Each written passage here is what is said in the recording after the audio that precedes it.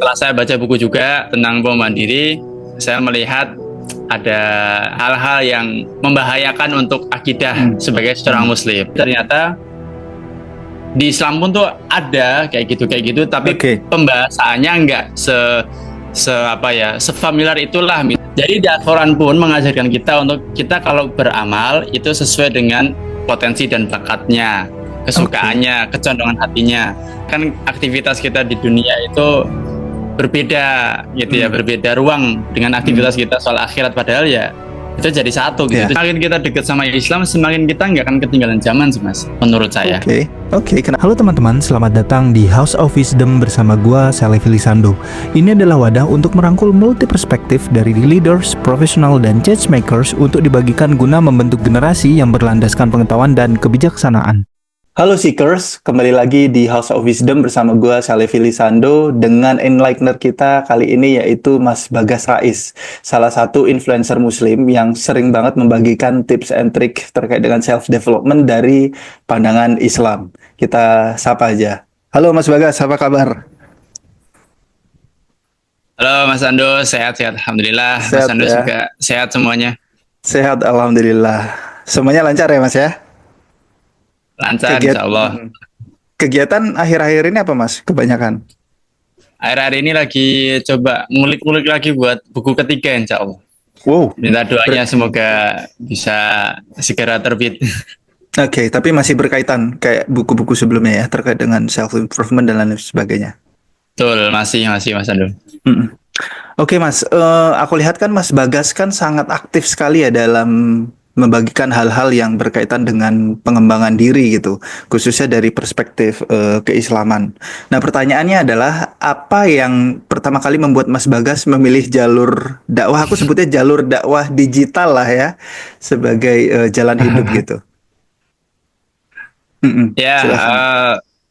Bismillah, yang pertama terkait jalan dakwah, karena mungkin ya panggilan hati juga ya Mas Ando ya, karena kalau semakin kita belajar, terus kita semakin ngerti bahwasanya kalau kita bisa influence orang lain buat kebaikan, itu akan sangat-sangat manfaat buat kita sekarang maupun di kemudian hari gitu. Nah dari situ pertama. Yang kedua adalah waktu itu sempat iseng aja sebenarnya awal-awal. Ya sempat iseng karena pandemi, terus berdampak juga di kerjaan, terus ada waktu yang luang, alhamdulillah. Akhirnya ya udahlah coba-coba sharing, ternyata cukup ramai juga atas izin Allah, dan dari situ saya ngerasa masih ada tempat nih buat saya buat berdakwah lewat media sosial gitu. Nah, terus abis itu yang ketiga mungkin karena senang juga buat sharing-sharing sesuatu, terus coba bikin sesuatu, karena memang saya base-nya juga dulu SMK-nya di desain grafis. Jadi sama video, sama foto, sama desain itu ya udah lumayan berteman lama lah gitu. Meskipun nggak expert banget, tapi lumayan udah berteman lama gitu. Makanya nggak terlalu canggung banget mungkin ya ketika udah main kamera lagi. Itu sih paling sih beberapa faktor yang bikin saya akhirnya nyemplung lagi lah di media sosial, terkhusus di Instagram ya. Meskipun saya punya platform lain juga, YouTube, TikTok dan semisalnya, tapi memang yang paling saya fokuskan untuk saat ini adalah di Instagram. Kalau boleh tahu target audiensnya apa mas sebenarnya? Muslim, apa pemuda kah atau apa? Kalau target audiens sih sebenarnya siapapun ya. Kalau bisa lebih menjaga lebih banyak, kenapa enggak gitu. Tapi kalau pas saya lihat di insight-nya Mas Ando ya, di insight saya kayaknya memang mayoritas pemuda lah ya. Kalau pemuda itu di pembahasan syariat, orang yang disebut masih muda itu yang balik sampai umur 40 tahun. Ya, dan itu ketika saya cek insight-nya ya memang mayoritas dari umur-umur 20-an sampai 35, bahkan ya ada yang 40-an gitu.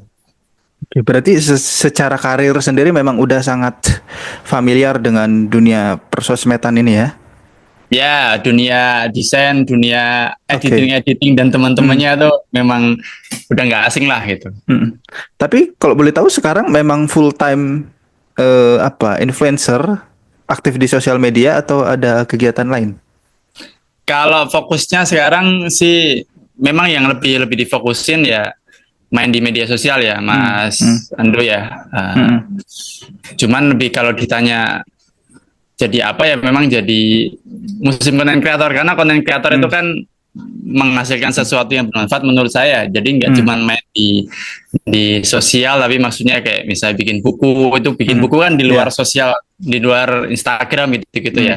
Jadi mungkin memang arahnya ke dunia kreatif lah ya, dunia Kreatif, kreatif. penulis. Hmm, Terus ya menulis juga gitu kan. hmm. Sama kalau aktivitas sehari-hari, alhamdulillah diamanain juga jadi imam masjid, salah satu Masya Allah. cita-cita saya.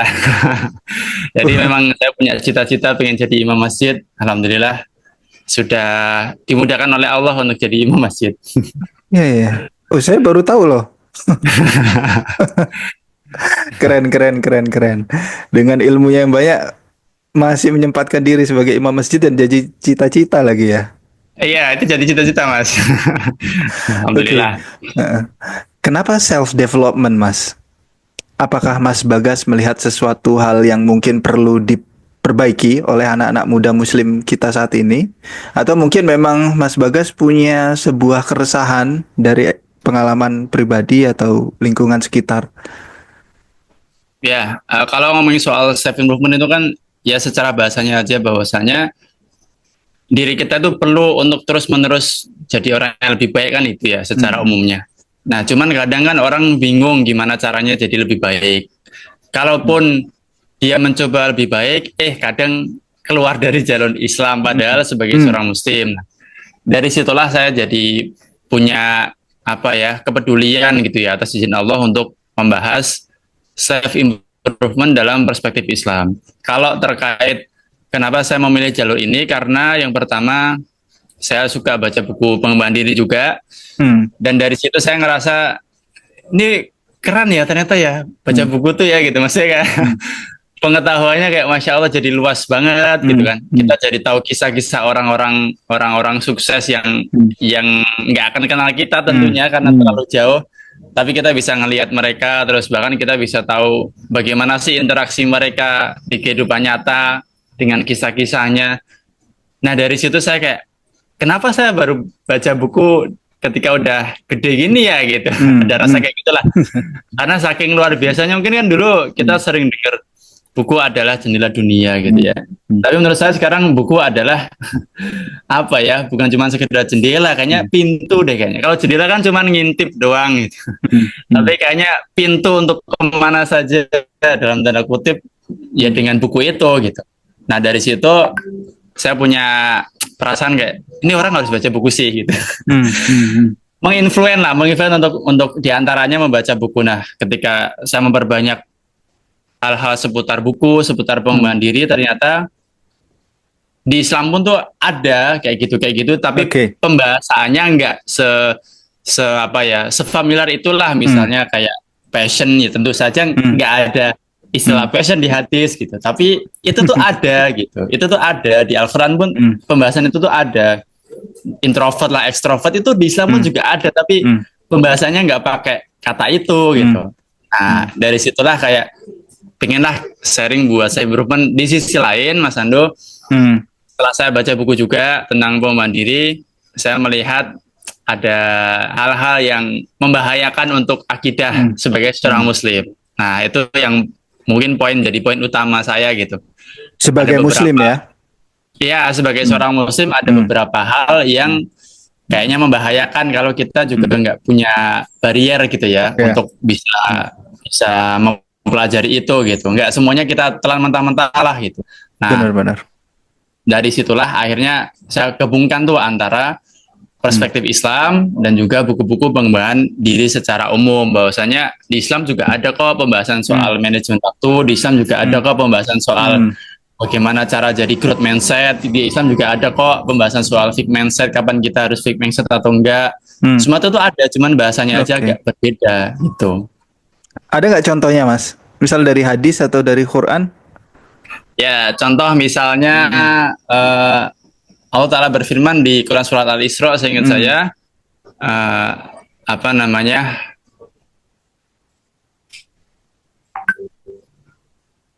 yang artinya saya agak lupa lafadznya ya. Yang artinya adalah artinya setiap dari hamba itu ala syakilatihi.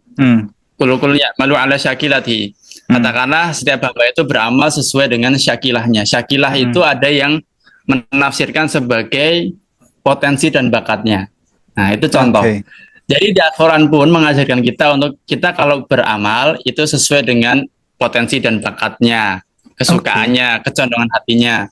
Bahkan contoh lainnya misalnya Imam Malik juga pernah mengatakan innallaha qasamal a'mala kama qasamal arzaqa.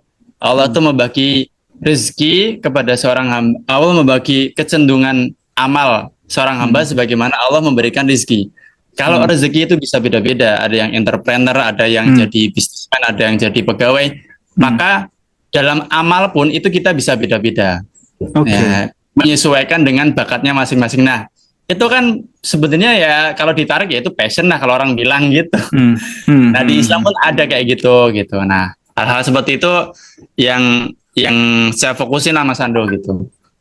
Siap.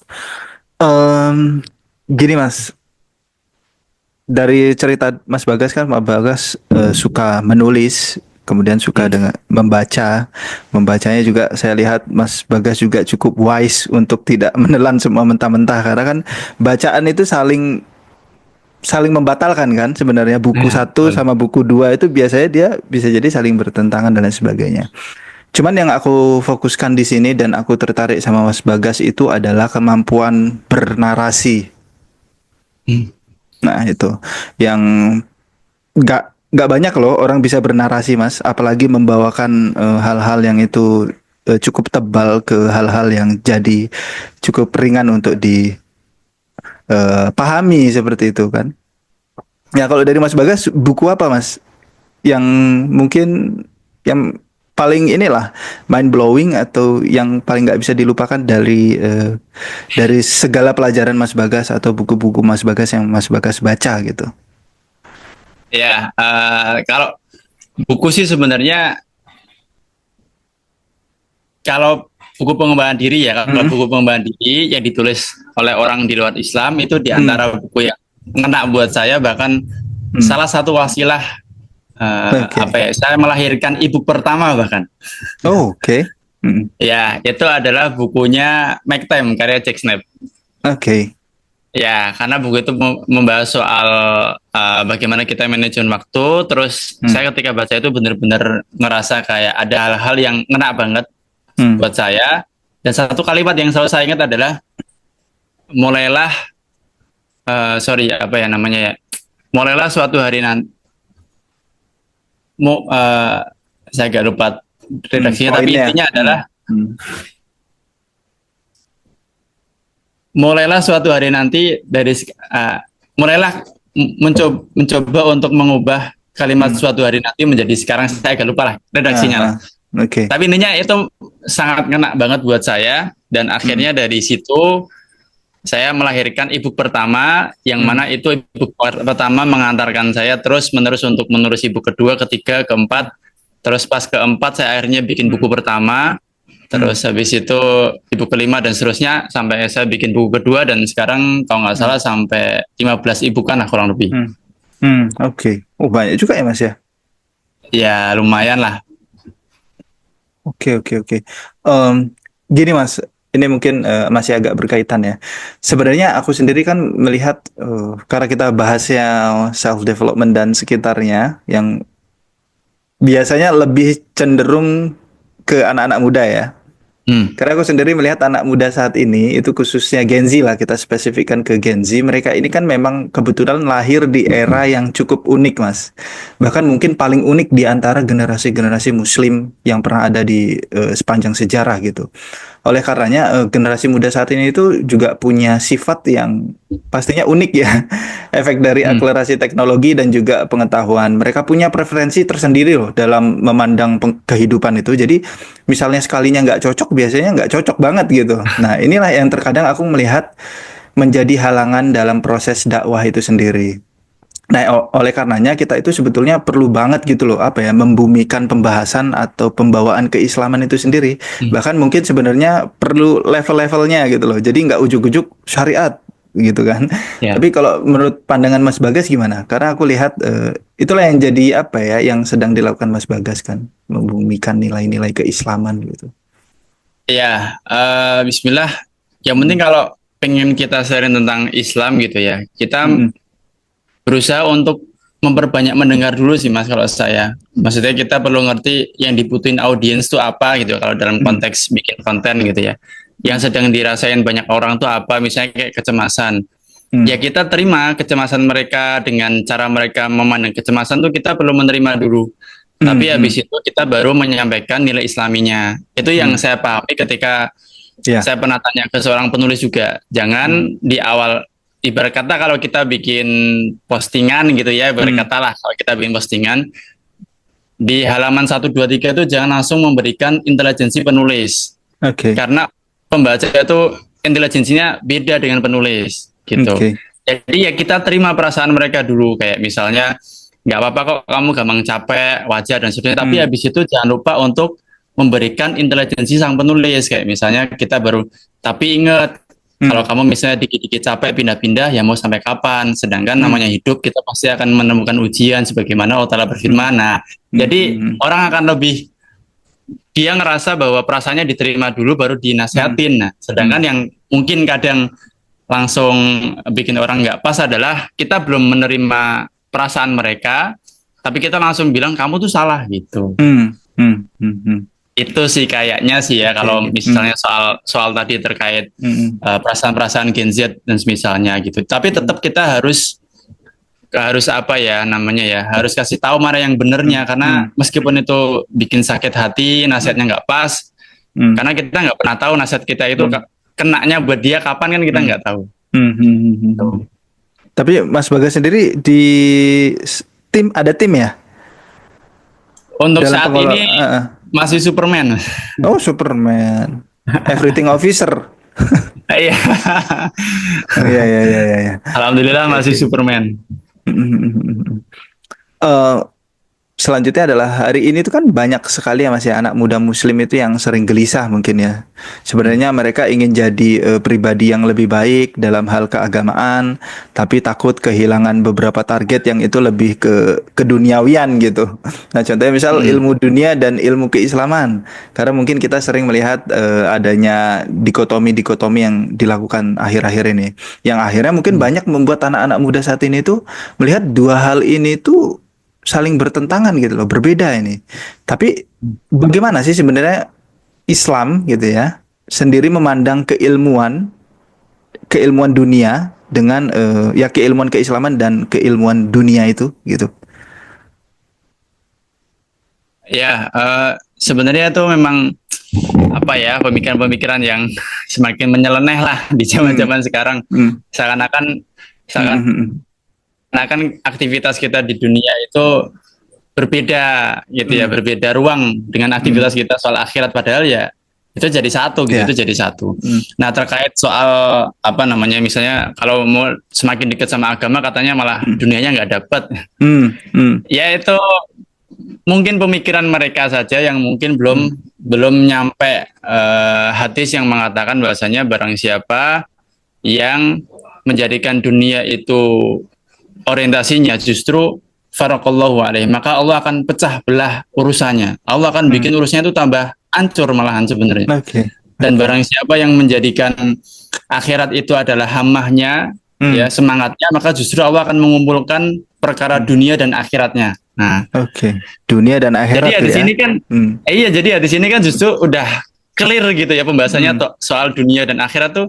Kalau kita bisa meniatkan semua aktivitas kita selama di dunia untuk akhirat, itu justru malah Allah akan mudahkan. Tapi kalau orientasi kita adalah dunia, ya justru Allah akan semakin pecah belah urusan kita gitu, akan semakin berantakan urusan kita gitu. Nah, terkait soal misalnya tadi Mas ya, nyari pengen semakin profesional tapi nanti takut jauh dari Islam dan semisal. Kan kadang gitu ya, ada perasaan kayak gitu ya. Dalam sebuah hadis bahkan disebutkan dari Bunda Aisyah, Rasulullah SAW pernah bersabda yang artinya, sungguh Allah tuh mencintai hamba yang ketika bekerja an yaskinahu, secara profesional. Nih bayangin. Oke.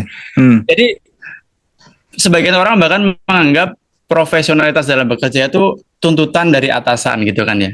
Betul. Bahkan tuntutan untuk mendapatkan fee yang lebih itu. Maka kita sebagai seorang muslim, kita akan menjawab profesional itu bukan tuntutan orang, profesional itu tuntutan syariat sebenarnya. Oke. Kita jadi orang yang profesional di pekerjaan, kita jadi orang yang amanah, itu bukan tuntutan atasan, bukan. Itu tuntutan syariat. Nah, cuman ya balik lagi, karena beranggapan bahwasanya kalau mau ngaji itu ya di masjid, seakan-akan kalau kita Zoom itu bukan ngaji dan semisalnya, ya udah jadi semakin berantakan. Padahal seluar biasa itu Mas Ando, Islam beranggapan tentang dunia dan akhirat. Bahkan kita jadi profesional itu tuh sebenarnya itu tuntutan syariat. Makanya kadang saya ngomong sama diri saya sendiri, kalau saya nggak profesional di pekerjaan itu, saya belum mengimplementasikan diri sebagai seorang muslim sebenarnya. Oke. Gitu. Ya. Jadi bagaimana sebenarnya muslim generasi muda ini harusnya bersikap di antara menjaga nilai-nilai keislaman, namun juga tetap up to date dengan perkembangan dunia gitu. Karena perkembangan keilmuan dan teknologi itu kan sebuah keniscayaan ya Mas ya.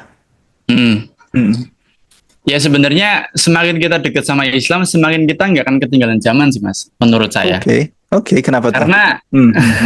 Karena apa ya, Islam itu sangat-sangat bisa diimplementasikan rahmatan lil alamin, bahkan semua alam gitu. Sampai alam manapun, sampai tahun dari kapanpun sampai sekarang akan sama gitu. Permasalahan pun akan berputar-putar. Nah ini yang kadang kita suka lupa Mas Andu. Seakan-akan tuh permasalahan itu kayak baru-baru, enggak. Permasalahan itu sebenarnya muter-muter aja, cuman orangnya yang berbeda. Orangnya berbeda, tapi permasalahannya sama-sama aja. Nah, Islam itu dari dulu sampai sekarang tuh ada, dan teks Al-Qur'annya tuh sama sekali nggak ada perubahan. Jadi kalau kita menjauh malah ya semakin banyak permasalahan yang akan kita terima gitu. Intinya seperti itu. Dan ada satu kalimat dari seorang ulama nih ya. Kalau kita kan ngomongin Islam pasti nggak jauh-jauh sama ulama. Nah, apakah para ulama itu nggak profesional gitu ya dalam pekerjaan apa misalnya, malah semakin menjauh dari dunia? Ada satu perkataan Ibnu Jauzi rahimahullah, beliau pernah mengatakan, wa min alamati kamalil aqli ghuluwul himmah. Di antara tanda sempurnanya akal seseorang adalah punya cita-cita yang tinggi. Boleh berarti cita-cita yang tinggi ya, bercita-cita. Iya, bahkan semakin kenal Islam, cita-cita kita akan semakin tinggi lagi, Mas. Kalau mungkin tadinya saya mau jadi manajer, setelah kenal Islam, harusnya kita cita-citanya besok saya mau punya perusahaan 5 supaya saya bisa bikin A, B, C, D bermanfaat. Itu akan semakin tinggi justru cita-citanya ketika kita semakin dekat sama Islam. Bahkan Ibnu Jauzi di kitabnya Saidul Khatir juga pernah mengatakan, intinya seseorang yang puas dengan hal yang remeh itu adalah tanda kekerdilan pikirannya. Oke. Nah ini maksudnya sedikit kutipan ulama ini menjelaskan bahwasanya mereka tuh juga bukan orang yang setelah ngaji terus gak profesional tuh, enggak. Bahkan mereka semakin profesional, dan setahu saya Mas Sandu, dulu malah ulama itu terkenal dengan profesinya. Ya, nanti cari tahu aja, mungkin ulama tuh justru terkenalnya dengan profesinya. Misalnya ulama A itu profesinya siapa? Oh, misalnya tukang jahit dan semisalnya. Jadi mereka tuh saking apanya ya, saking ngertinya gitu, porsi dunia dan akhirat tuh bukan sesuatu hal yang dipisah gitu. Keren. Karena kalau menurutku pribadi ya Mas ya, karena pemisahan-pemisahan itulah yang buat kita itu jadi makin ya udahlah, pasrah aja lah. Namanya juga hidup ya kan. Nanti ya udah, nanti biar yang di atas yang membalas gitu loh. Dan maksudku, aku nggak tahu sih ada faktor secara historis apa yang membuat sebagian besar umat muslim punya pemikiran seperti itu. Kalau aku pribadi justru aku senang loh. Muslim itu dia kaya, aku senang. Nggak tahu, ini aku pribadi ya. Dia taat, kemudian dia juga kaya, dia membanggakan sebagai muslim gitu. Terus ada muslim yang dia entah apapun bidangnya, apapun profesinya, dia total di situ. Itu kan mengharumkan nama muslim gitu loh. Iya. Nah, inilah mungkin karena gini. Karena mungkin aku cukup sering kerja ya, kalau aku pribadi kan masih Gen Z juga walaupun yang generasi awal gitu. Kadang-kadang kita nggak bisa bedain gitu loh antara oke lah aku mau eh, aku mau taat agama tapi ternyata secara profesional itu bahkan tanggung jawab terkecil aja itu kadang-kadang kita lupa loh. Hmm. Ya nggak sih Mas? Tanggung Iya jawab betul betul. terkecil aja dalam pekerjaan gitu loh maksudku. Nah, iya Kadang-kadang makanya kadang-kadang ada dia itu yang memang secara nggak tahu sih, tapi ini lagi-lagi kita nggak bisa memisahkan dan nggak bisa menjudge langsung ya. Kadang-kadang ada dia memang oke, aku fokusnya aku kerja aja. Kemudian kalau aku misal lagi waktunya sholat ya sholat. Tapi kadang-kadang tanggung jawab yang kecil aja itu kadang-kadang dilupain. hmm, Gimana tuh Mas? iya Mas Ando memang mungkin biar biar lebih enak tuh kita perbanyak cari kisah ulama menurut saya sih. Iya ya. Karena itu yang saya rasain juga. Kadang kan kita kalau banyak ngomongin ayat hadis, apalagi dengan kemampuan kita yang sangat jauh sekali daripada orang-orang yang soleh, kadang kita jadi nggak ngerasa kayak, oh gitu, kena banget gitu. Tapi kalau kita baca kisah, itu akan lebih ngena. Nah, ini ada satu kisah yang sempat saya tulis juga di ebook saya tentang para ulama itu apakah bekerja apa enggak gitu. Suatu ketika Fudail bin Iyad dan seorang ulama saya gak lupa namanya yang satunya itu pernah bertemu gitu ya. Ini dua orang ulama ini bertemu. Terus yang satu itu ngasih tahu bahwasanya kita kalau perkara dunia itu zuhud aja, nggak usah terlalu banyak, nggak usah terlalu sibuk sama dunia, misalnya bahasa kita kayak gitulah. Nah, suatu ketika yang nasihatin ini dilihat sama ulama lainnya yang habis dinasihatin tentang dunia tadi, terus dilihat. Tapi malah si ulama yang menasihatin ini justru sedang sibuk dengan dagangannya. Jadi kayak pas kajian itu bilang, pokoknya kita tuh kalau sama dunia jangan terlalu ambil banyak dan sebisanya. Besok ketemu lagi, lah kok dia malah sibuk sama dagangannya gitu. Nah, ulama lainnya yang mendengarkan kajiannya itu tanya, wahai Syekh, kalau bahasa kita gitu ya, antum gimana sih kemarin bilangnya katanya suruh zuhud, tapi kok ini saya lihat kamu malah sibuk sama urusan daganganmu gitu kan. Nah terus si ulama itu mengatakan, iya memang saya sibuk sama dagangan saya, tapi niat saya bekerja adalah untuk membantu saya dalam ketaatan.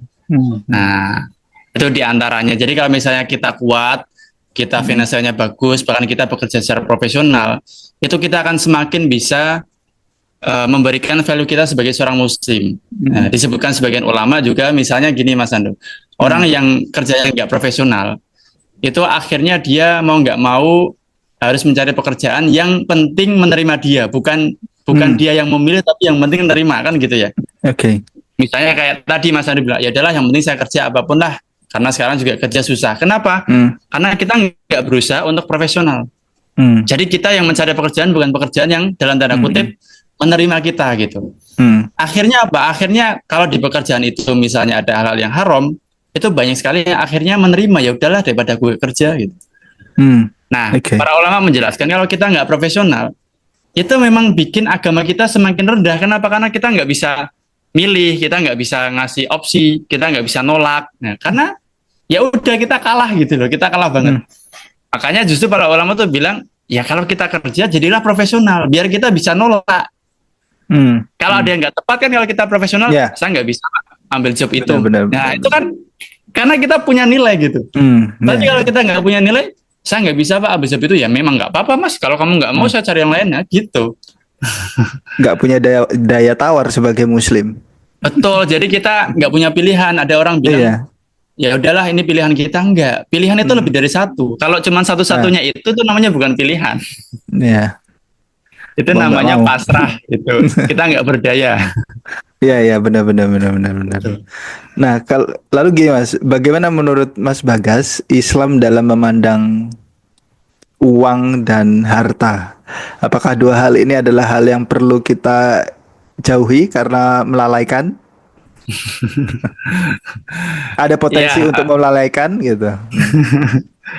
Ya sebenarnya kalau ngomongin uang dan harta mungkin saya nggak terlalu apa namanya ya mendalami di situ ya, tapi yang jelas yang saya pernah pelajari bahwasanya banyak sekali ayat justru membahas soal duit, soal harta. Oke. Ya banyak sekali. Misalnya berjihad bi amwalikum wa anfusikum dengan harta kalian dan jiwa kalian. Nah, itu berjihad. Ya disebutkan harta di situ. Wa tuhibbunal mal, dan kalian itu terlalu cinta dengan duit. Jadi intinya tuh sebenarnya ini kan kayak kontradiktif kan ayatnya kok. Yang satu ngomongin kalian terlalu cinta dengan duit, yang satunya berjihadlah dengan duit. Pokoknya kontradiktif ya. Jawabannya memang kita memerlukan uang itu selama kita taat gitu. Kalau kita taat, seberapapun uang, seberapapun kekayaan kita, itu akan sangat berpengaruh. Makanya kan ada ini Mas, ada polemik. Lebih afdal orang yang miskin atau orang yang kaya? Yeah. Nah, itu kan jadi polemik kan. Jawabannya adalah lebih afdal mereka yang paling bertakwa. Kalau miskin tapi bertakwa, ya dia lebih afdal. Kalau kaya dan dia bertakwa, dia juga bisa lebih afdal. Jadi patokannya itu sebenarnya kalau soal duit, ya terserah mau cari duit berapapun miliaran rupiah pun terserah. Selama kita dalam koridor ketakwaan, nyarinya yang benar, yang halal, dikeluarinya juga yang benar, enggak terlalu boros. Sebagaimana Allah berfirman, waladina afaku lam yusrifu walam yaqtur wa kana baina dzalika qawama. Di antara ciri seorang muslim level up, ya ibadur rahman disebutkan di Quran surat Al-Furqan, mereka ketika berinfak enggak terlalu pelit dan enggak terlalu jor-joran. Jadi yang penting kita ngerti aja bagaimana agama itu ngasih guidance kepada kita, ya harta tuh harusnya bagaimana sih? Kan dalam hadis kan disebutkan min aina iktasabahu wa fima anfaqahu. Kita kan ditanya dari mana uang kita dan di mana dikeluarkan. Jadi selama kita bisa menjawab dua pertanyaan itu, ya terserah mau nyari sebanyak apapun nggak apa-apa. Yang penting dua pertanyaan tadi bisa dijawab. Kita dapat uang dari mana? Oh dari sini. Halal nggak halal? Ya udah. Berarti oke, nomor satu. Nomor dua, kemanakan uangnya?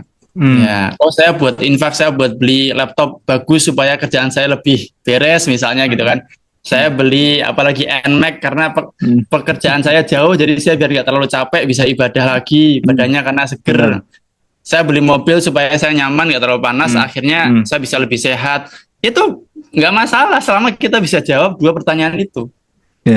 Dari mana uangnya dan dikeluarkan kemana. Nah kalau kita udah bisa jawab, itu meskipun kita menghabiskan uang 1 miliar, itu boleh Mas, selama kita bisa jawab.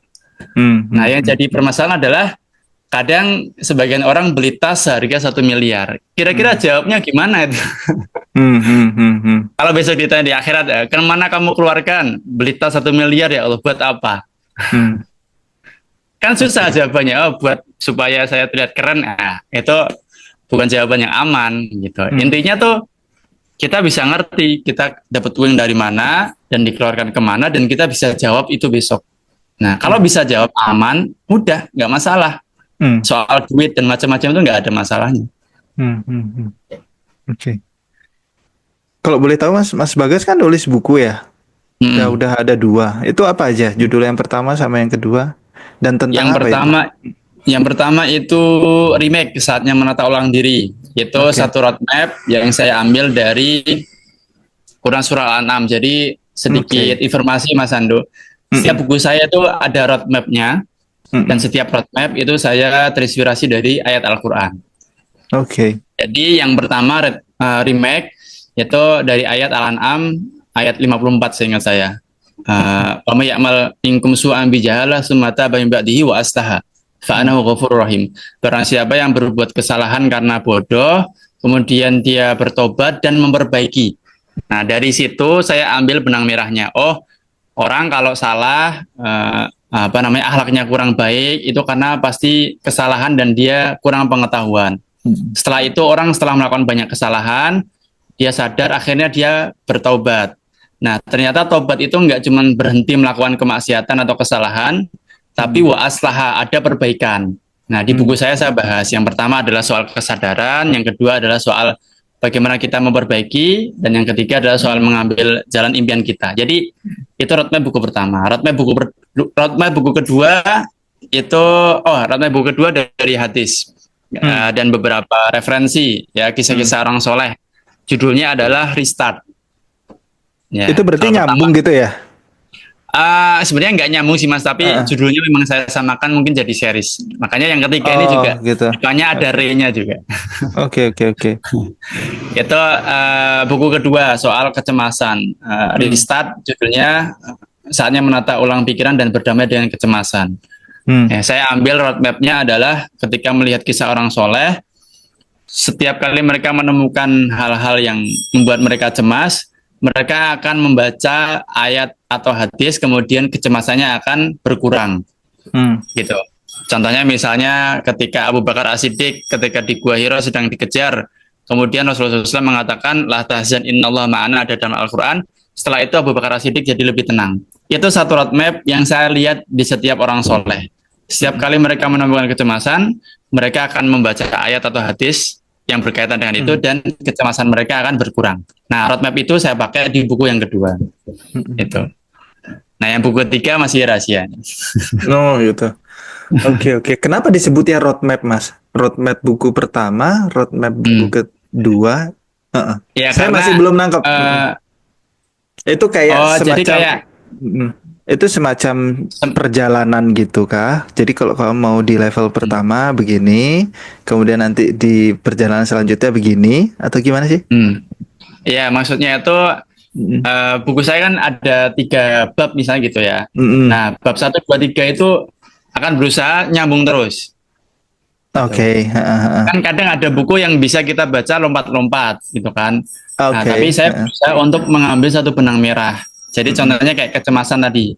Kalau Oke, soal trik and tip kecemasan aja, itu ya udah, tapi saya bahasnya soal dari mana kecemasan itu datang, terus oke. bagaimana kita mengatasi kecemasan, Mm-mm. terus apa yang kita lakukan setelah kita keluar dari kecemasan. Nah, itu kan Oke, jadi oke. satu satu garis sampai Iya, akhir. satu Sama garis. Oke, oke. ya, sama juga yang buku pertama.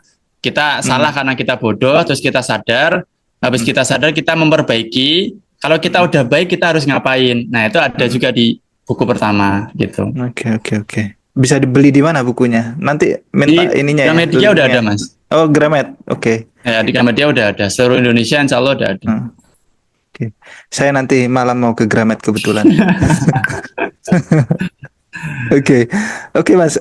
Kalau dari Mas Bagas sendiri punya roadmap sendiri nggak untuk Mas Bagas pribadi dan mungkin Mas Bagas punya cita-cita atau dampak yang ingin apa ya, semacam hal yang ingin dilakukan yang berdampak ke banyak orang. Apa itu?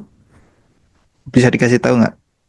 Ya, kalau yang pingin saya apa ya? Kalau cita-cita jangka panjang itu sebenarnya saya Hmm. nggak terlalu yang terlalu memikirkan jangka panjang, Mas Ando, sebenarnya. Oh, oh gitu. Oke, oke. Ya, ini mungkin saya bahas sedikit. Boleh apa Hmm. skip?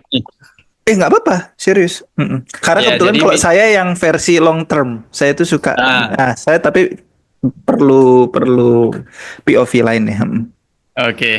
Nah, kalau Mm-mm. saya tuh sebenarnya nggak terlalu punya jangka panjang yang terlalu terlalu jauh, karena Mm-mm. saya berusaha untuk memfokuskannya ya step by step Oke, aja gitu. Saya berusaha fokusnya untuk membangun habitnya aja. Karena oke. hasil itu kan kita nggak pernah ngerti, tapi kalau progres itu bisa kita lihat gitu. Mm. Ya, progres kita tuh bisa kita lihat, kebiasaan kita bisa kita lihat, tapi kalau hasil kita nggak pernah bisa Mm-mm. memastikan itu, karena hasil itu murni semua kemudian dari Allah. Nah, Oke. saya tuh nggak terlalu banyak punya mimpi yang besar, tapi saya berusaha untuk membangun habitnya aja. Nah, beberapa habit yang Mm. saya bangun adalah pertama ya soal menulis. Jadi nanti Mm-mm. hasil dari habit menulis adalah ya akan lahir buku-buku atau e-book dan semisalnya. Jadi Oke. misalnya kalau saya bikin e-book itu nggak ada tuh target misalnya bulan depan nggak. Tapi yang penting saya fokus saja buat bikin. Kadang ada sesuatu keresahan langsung bikin, ya udah bisa jadi minggu Oke. depan bisa jadi e-book baru gitu. Mm. Jadi fokusnya sama habit-habitnya aja. Nah, itu yang lagi saya bangun dan Mm-mm. yang berusaha saya perbanyak karena menurut Mm. saya itu dampaknya bisa jangka panjang dan Mm. apa ya, legacy saya kayaknya Mm. memang arahnya ke sana deh, Mas. Maksudnya Oke. pengennya meninggalkan hal-hal seputar pemikiran ya dari buku Mm. gitu. Iya, iya, Karena iya. buku itu menurut saya adalah kartu nama terbaik. Ya, jadi Mm. kalau saya pun nggak ada ya orang akan melihat kartu nama saya dari buku saya gitu. Orang Mengingatnya akan lebih sebagai kenal saya, ya Mm. akan lebih kenal saya dari buku saya ya. Buku itu prasasti lah ini. Benar, benar, Mungkin itu benar. sih kalau ditanya soal jangka panjangnya mungkin memperbanyak tulisan-tulisan itu dan saya tuh pengen bikin komunitas sebenarnya. Pengen bikin komunitas, pengen lebih banyak lagi, tapi ya masih proses lah. Mungkin kalau ditanya impian-impiannya ya memperbanyak buku sih Mas kayaknya sih, memperbanyak buku. Yep. Karena kalau kita fokus buat terlalu jangka panjang dan sepengetahuan saya, waktu saya baca buku kedua, kecemasan itu akan semakin besar manakala kita terlalu banyak angan-angannya. Jadi misalnya nanti 5 tahun lagi, 6 tahun lagi, bahkan sebagian orang itu sampai mencemaskan 5 tahun lagi, tapi mereka nggak cemas tuh besok pagi bisa bangun subuh tepat waktu apa enggak ya gitu. Iya. Padahal kan harusnya kan itu yang kita cemaskan, kayak besok bisa bangun subuh tepat waktu apa enggak ya. Tapi kadang sebagian orang kecemasannya kayak finansialku 5 tahun ke depan gimana ya, 10 tahun ke depan gimana ya gitu. Ada banyak hal-hal yang kita lewatkan ketika kita mencemaskan yang terlalu jauh. Menurut saya ya, ini menurut saya gitu. Jadi kalau ditanya program-program apa untuk 2045 ya sama kayak program saya untuk besok, berusaha semaksimal mungkin untuk share hal-hal kebaikan yang membuat orang itu semakin cinta dengan ilmu. Itu sih Mas kayaknya. Karena kalau bikin orang itu cinta sama ilmu, ketika saya udah nggak ada, orang itu akan terus-menerus mencari ilmu. Tapi kalau sekedar kita share ilmu tapi dia nggak suka, kalau kita mati ya udah, dia nggak akan mencari ilmu lagi. Itu sih kayaknya sih. Ya mungkin itu sih Mas Ando. Saya berusaha untuk bikin orang lebih suka sama ilmu gitu. Ya. Nah, terakhir Mas, apa pesan Mas Bagas untuk para generasi muslim yang muda-muda ini, yang mungkin sedang galau ini di kantornya, di kampusnya gitu dan lain sebagainya, yang mungkin mereka memikirkan gitu ya, antara dunia modern dan komitmen keislaman seperti apa dan lain sebagainya. Mungkin mereka, tapi kita coba deh nggak usah ke bagi antara duniawi sama komitmen keislaman deh. Mungkin teman-teman di luar sana yang misal lagi di kantor, lagi kerja, mereka lagi galau, lagi cemas, lagi sedih terkait dengan mungkin pekerjaan mereka nggak sesuai passion, atau mungkin mereka khawatir hari esok mereka seperti apa, atau mungkin mereka juga lagi bingung sebenarnya mereka ini pengennya apa dan kemana, dan bahkan nggak tahu jati diri mereka sendiri.